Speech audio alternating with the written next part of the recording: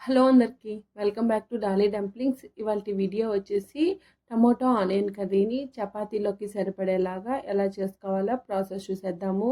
ఈ onion tomato curry ఒక్కొక్కరు ఒక్కలా చేస్తూ ఉంటారండి. ఓసారి నేను చెప్పిన విధానంలో ఫాలో చేయండి, టేస్ట్ చాలా బాగుంటుంది. ఇప్పుడు ప్రాసెస్ చూసేద్దాము. దీనికోసం ముందుగా స్టవ్ ఆన్ చేసుకొని ప్యాన్ పెట్టుకొని ఇందులో 2 టేబుల్ స్పూన్లు ఆయిల్ వేసుకోవాలి. ఆయిల్ వేడిన తర్వాత 1/2 టేబుల్ స్పూన్ ఆవాలు, 1/2 టేబుల్ స్పూన్ జీలకర్ర, అలాగే 1 టేబుల్ స్పూన్ మినపప్పు వేసుకొని కాస్త వేగిన తర్వాత ఇందులో 2 రెమ్మల కరివేపాకును కూడా వేసుకోవాలి. ఇప్పుడు ఇందులో 2 మీడియం సైజు ఆనియన్ని చిన్న చిన్న ముక్కలుగా కట్ చేసి వేసుకోవాలి. మీకు సాధ్యమైనంత సన్నగా కట్ చేసి వేసుకోండి. మంటని మీడియం ఫ్లేమ్లో ఉంచి ఈ ఆనియన్స్ లైట్గా కలర్ చేంజ్ అయ్యే వరకు మధ్య మధ్యలో కలుపుతూ వేపుకోవాలి. ఆనియన్స్ త్వరగా వేగడం కోసం ఇందులో 1/2 టేబుల్ స్పూన్ వరకు సాల్ట్ని వేసుకొని ఒకసారి బాగా మిక్స్ చేసుకోవాలి. ఆనియన్స్ మరీ ఎక్కువ వేపుకోవాల్సిన అవసరం లేదండి, లైట్గా కలర్ చేంజ్ అయితే సరిపోతుంది. ఇప్పుడు ఇందులోనే 3 లేదా 4 కారం గల పచ్చిమిర్చిని చిన్న చిన్న ముక్కలుగా కట్ చేసి వేసుకోవాలి. ఈ పచ్చిమిర్చిని ముందుగా ఆయిల్లో వేపుకోవద్దండి, ఆనియన్స్ కాస్త వేగిన తర్వాత మాత్రమే వేసుకోవాలి. ఇలా వేసుకోవడం వల్ల పచ్చిమిర్చికి కారం అనేది ఘాటుగా ఉంటుంది. ఇప్పుడు ఇందులోనే 5 మీడియం సైజ్ టమోటాల్ని చిన్న చిన్న ముక్కలుగా కట్ చేసి వేసుకొని మంటని మీడియం ఫ్లేమ్లో ఉంచి టమాటో ముక్కల్ని మెత్తగా ఫ్రై చేసుకోవాలండి. అలాగే మధ్య మధ్యలో కలుపుతూ వేపుకోండి, లేదంటే అడుగు మాడిపోయే ఛాన్సెస్ ఉంటుంది. అలాగే ఈ టమోటా కర్రీ కోసం టమోటాలు బాగా మాగినవైతే మాత్రం టేస్ట్ చాలా బాగుంటుందండి. మాగిన టమోటాలతోనే ఈ కర్రీని చేసుకోండి.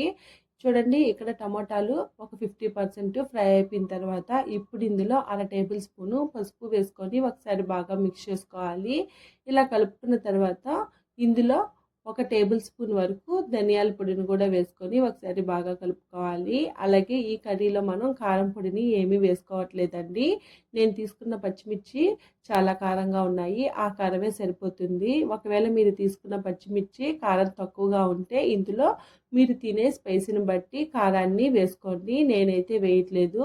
ఇలా బాగా మిక్స్ చేసుకున్న తర్వాత ఇప్పుడు ఇందులో ఒక చిన్న గ్లాస్ నిండా వాటర్ని యాడ్ చేసుకొని మంటని లో ఫ్లేమ్లో ఉంచి ఉడికించుకోవాలండి. అలాగే ఈ టమోటా ఆనియన్ కర్రీలో 1 టేబుల్ స్పూన్ వరకు అల్లం వెల్లుల్లి పేస్ట్ వేసి చేసుకున్నా కానీ టేస్ట్ బాగుంటుంది. ఇక్కడ నేనైతే వేయట్లేదు, మీకు నచ్చితే వేసుకోండి. ఇలా బాగా మిక్స్ చేసుకున్న తర్వాత సాల్ట్ సరిపోయిందో లేదో చెక్ చేసుకొని మంటని మీడియం టు లో ఫ్లేమ్లోకి అడ్జస్ట్ చేసుకుంటూ పైన ఆయిల్ సపరేట్ అయ్యే వరకు ఉడికించుకోవాలి. చూడండి, ఈ విధంగా ఉడికించుకోవాలి. అలాగే ఈ చపాతీలోకి కర్రీ కన్సిస్టెన్సీ ఈ విధంగా ఉంటేనే బాగుంటుందండి. మరి పలచగా చేసుకుంటే మాత్రం కర్రీ టేస్ట్ అయితే బాగోదండి. చూడండి, ఈ విధంగానే ఉండాలి.